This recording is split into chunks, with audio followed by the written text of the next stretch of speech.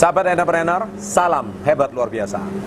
Topik kali ini saya akan membahas tentang 4 cara mengubah mindset.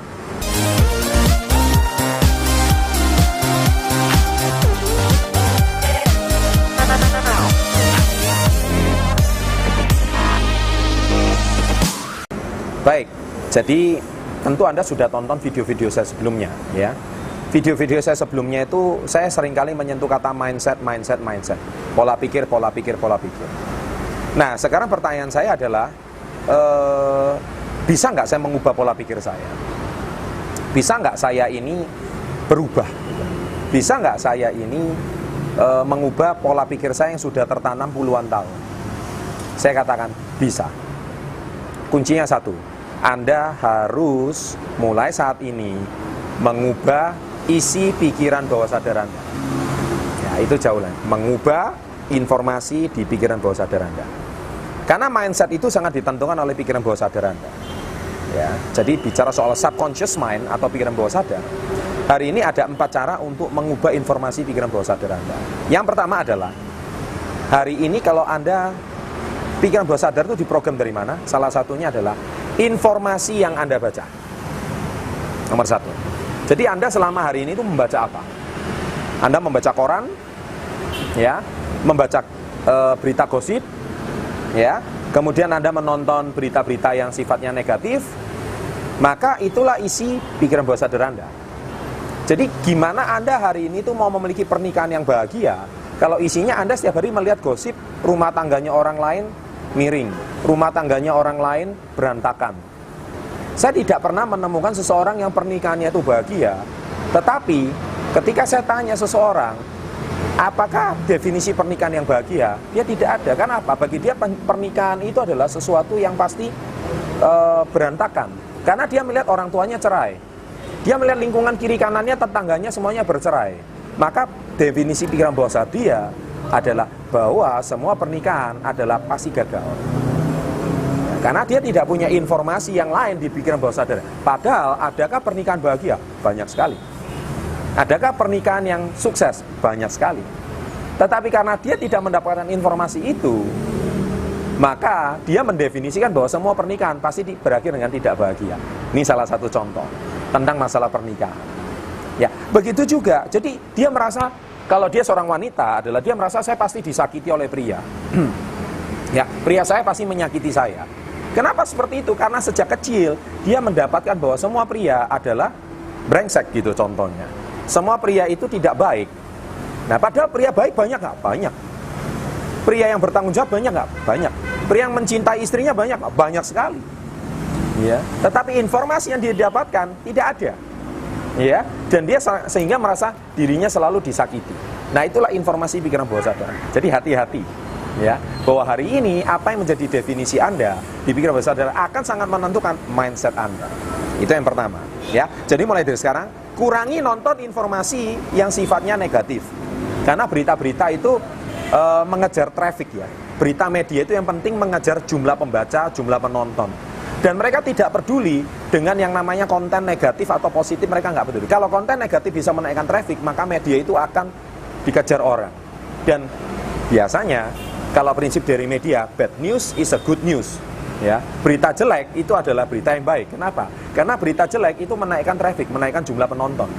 Makanya kenapa berita gosip itu rame, ya. Berita rumah tangga orang itu rame, ya. Kenapa itu yang selalu diberitakan? Karena itu bad news is a good news. Ya, saya sendiri kalau nonton acara seperti itu tuh nyaris hampir nggak pernah. Kenapa? Karena saya tidak mau mengotori isi pikiran bawah sadar saya. Isi pikiran bawah sadar saya adalah pernikahan itu harusnya bahagia. Hidup itu harusnya sukses, hidup harusnya sehat. Nah, informasi kata-kata seperti ini, itu selalu saya program di dalam bawah sadar saya. Sehingga saya akan mendapatkan apa isi pikiran bawah sadar saya. Ya, itu yang pertama. Jadi mulai dari sekarang, hati-hati dengan media. Yang kedua, figur. Ya, figur. Apa yang dimaksud dengan figur? Jadi gini, sejak kecil, figur Anda yang dianggap punya otoritas itu siapa? Contohnya mungkin guru. Atau siapa lagi mungkin? Guru agama mungkin, ya, atau orang tua. Nah, figur itu sangat menentukan isi pikiran bawah sadar Anda. Jadi kalau Anda hari ini merasa bahwa ketika saya hari ini mau punya suatu usaha yang sukses, Anda nggak punya figur tokoh pengusaha yang sukses. Jadi ketika Anda mau mulai berwirausaha, Anda pasti gagal. Kenapa? Nggak ada figurnya. Ya, di tiga jenis teman, ya, yang saya bahas di video saya sebelumnya, ada salah satunya mentor friend. Anda tidak punya mentor friend untuk tokoh pengusaha. Sehingga isi bawah sadar Anda yang ada mungkin adalah ya apa yang Anda pelajari sejak kecil. Kalau Anda sejak kecil cuma belajar agama, ya yang Anda tahu cuma masalah agama. Ya, ketika saya membahas soal masalah wirausaha, entrepreneurship, kesuksesan karir, Anda mungkin bingung. Kenapa? Anda tidak pernah dapatkan informasi seperti itu sejak kecil. Kenapa? Tidak ada figurnya. Ya, tidak ada figurnya. Jadi apakah kalau Anda mau memulai wirausaha untuk sukses, saya bilang tidak mudah juga. Kenapa? Anda nggak punya figurnya. Mungkin Anda setelah nonton channel ini Anda saya menemukan sosok figur untuk tokoh pengusaha yang sukses, untuk pengusaha yang berhasil. Tapi tidak cukup dengan mengubah isi puluhan tahun, yang mana isi bawah sadar Anda tidak ada figur. Nah, figur itu sangat menentukan. Terutama kalau figur Anda mengatakan, sudahlah, hidup itu ya, jangan cuma mengejar dunia. Hidup itu yang penting ya, mengejar akhirat, ya. Kejarlah yang seperti ini. Nah, kalau figur Anda mengatakan seperti itu, maka percaya sama saya, Anda hari ini kalau mau sukses dalam dunia karir, sangat berat. Kenapa? Karena isi bawah sadar Anda adalah tidak perlu mengejar kesuksesan. Padahal hari ini saya ingin bertanya sama Anda, ada nggak orang yang sukses, kaya secara duniawi, tetapi dia juga sukses beribadah, sukses di agamanya? Banyak. Banyak sekali. Banyak pengusaha-pengusaha sukses, mereka itu sangat taat beribadah. Orangnya baik.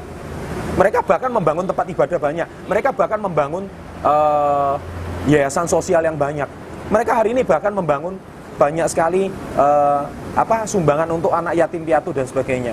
Kenapa itu tidak pernah diberitakan?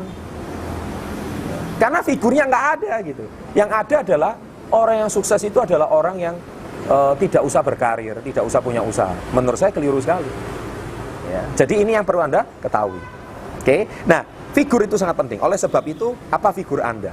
Jadi orang yang sukses secara duniawi dan sukses secara akhirat itu banyak. Ya, Anda bisa cari tokonya di Google, banyak sekali. Nah, informasi seperti itulah yang harus Anda kejar. Ya, supaya Anda mengisi isi bawah sadar Anda dengan baik, figur. Nah, yang ketiga adalah afirmasi atau auto-suggestion. Di video saya 3 kebiasaan kecil yang bisa membangun Anda sukses setiap hari, yang harus dibangun oleh orang sukses setiap hari adalah saya afirmasi 3 kalimat. Saya cinta diri saya sangat bahagia, saya pasti bisa. Saya cinta diri saya sangat bahagia, saya pasti bisa. 3 kalimat ini, itu pasti saya afirmasi setiap hari. Kenapa? Bagaimana Anda mau mencintai orang lain? Bagaimana Anda mau dicintai orang lain kalau Anda nggak mencintai diri Anda sendiri? Omong kosong, contoh deh. Anda bisa apakah Anda bisa memberikan makan orang lapar kalau Anda sendiri masih kelaparan? Saya nggak pernah dengar ceritanya orang hari ini masih kelaparan mau berbagi makan gitu. Kalaupun iya, dia akan mati nantinya. Anda harus kenyang, baru Anda bisa memberikan orang lapar, makan orang kelaparan. Jadi intinya, itu afirmasi itu sangat penting. Saya cinta diri saya, baru Anda bisa maju. Kemudian saya sangat bahagia. Gimana Anda hari ini mau membahagiakan orang lain, Anda sendiri belum bahagia? Dan yang terakhir, saya pasti bisa. Bagaimana Anda merasa bisa, Anda sendiri merasa belum bisa? Nah, afirmasi ini penting. Nah, afirmasi sebisa mungkin kalimat yang positif. Dan harus pengulangan. Dan yang keempat adalah lagu. Nah, bicara soal lagu, ini bahaya, Bapak Ibu. Ya, sahabat entrepreneur. Kenapa? Lagu ini adalah sesuatu yang dinyanyikan setiap hari. Saya tidak mau menyindir artis siapa atau penyanyi siapa, tapi isi hidupnya itu nggak jauh beda sama lirik lagunya. Ya, pasti. Ya, Anda coba perhatikan penyanyi-penyanyi top terkenal. Isi lagunya pasti nggak jauh beda sama kualitas kehidupannya. Ya, saya kemana, ya. Aku harus kemana, ya, alamat palsu dan sebagainya. Anda lihat kehidupannya juga nggak jauh beda. Makanya hati-hati. Ya, saya nggak mau nyindir ya siapa artisnya, tetapi yang terpenting adalah hati-hati dengan lagu yang Anda nyanyikan. Nah, kalau saya memilih lagu adalah lagu yang positif. Saya pasti memilih lagu satu, lagu-lagu yang dinyanyikan di Olimpiade.